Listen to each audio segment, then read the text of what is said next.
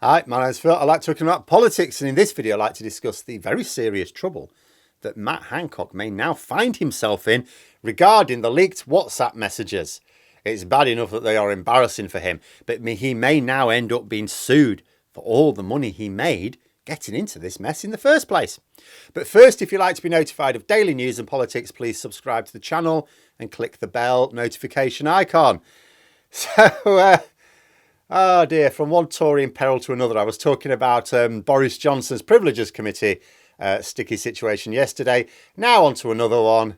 Matt Hancock, you little worm. So I discussed this stupidity of handing over so many confidential messages to a journalist who has passed form on publishing confidential information that her sources have trusted her with. But then it got even spicier. So obviously Matt Hancock did not intend these messages to ever be published. He even got Oakeshott to sign an NDA to prevent it. Not that this did any good, because she is claiming the public interest defence in breaching the terms of that NDA. I have no doubt, of course, that the Telegraph has agreed to indemnify her against any legal action which Matt Hancock may take. And unlike Boris Johnson, I don't think Matt Hancock has a ready supply of donor or public money with which to fight a legal battle, so he'd have to do it himself. I'm not an expert, but if Oakeshott can claim the public interest defence, then Hancock could just end up losing money over this anyway. But that may be the least of his troubles.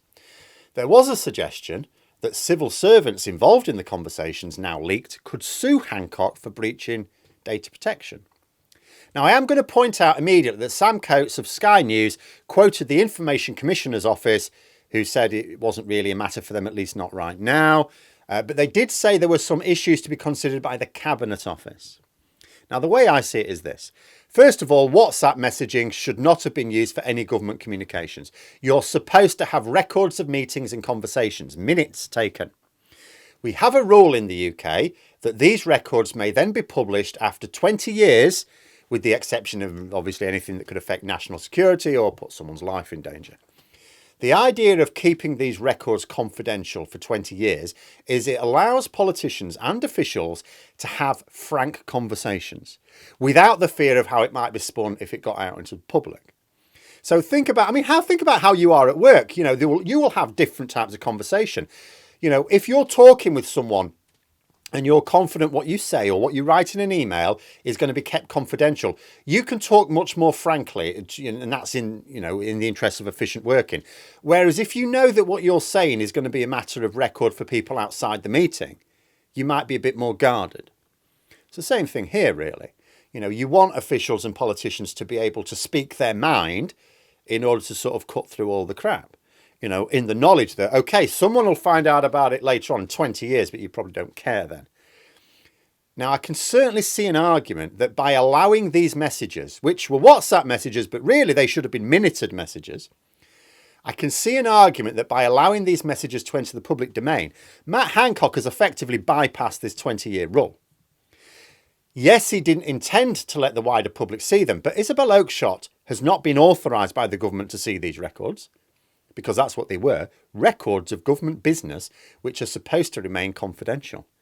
Really, he had no business even keeping the records as far as I can tell. But like I say, this is why WhatsApp should never be used for government business. I mean, look at the crap Trump and Biden are in over records being taken to their homes. Matt Hancock retained access to these records when he was no longer a member of the government. And that's another problem he may have. I'm just speculating here, I have no idea. But his department were taken to court multiple times over COVID-related matters and occasionally found guilty of breaking the law. But Hancock himself was never in legal danger because we, the taxpayer, were funding the legal defence, and any action taken as a result wouldn't fall on him. No penalty applied to him because he's acting on behalf of the government.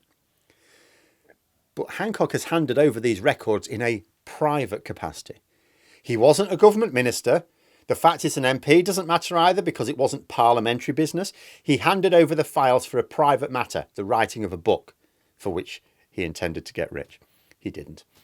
The FDA, the union representing civil servants, not the food agency in America, has urged the government to recover the messages from Hancock. Now, this may well be a case of locking the stable door after the horse has bolted, but it's potentially a sign that they're not impressed with his antics.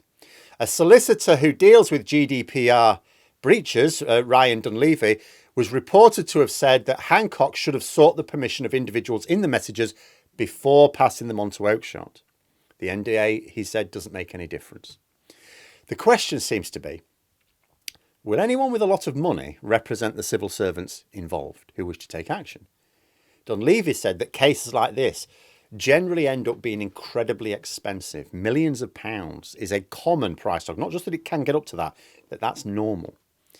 So you can consider this from both sides. Obviously, most of the civil servants involved, even if they have that kind of money, which most will not, may not feel that it's worth it to pursue the case.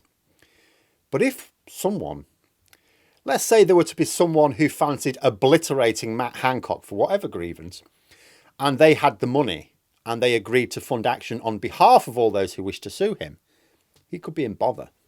It would, according to this solicitor, at the very least, wipe out the money he made with his jungle exploits. In fact, in some ways, the irony is spectacular if this did happen.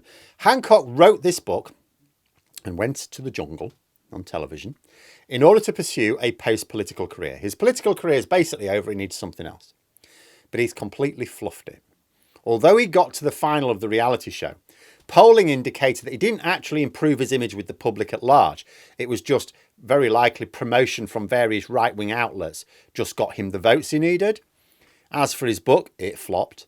It sold hardly anything. So the money he has made so far is limited, and he doesn't exactly look set for a bright future.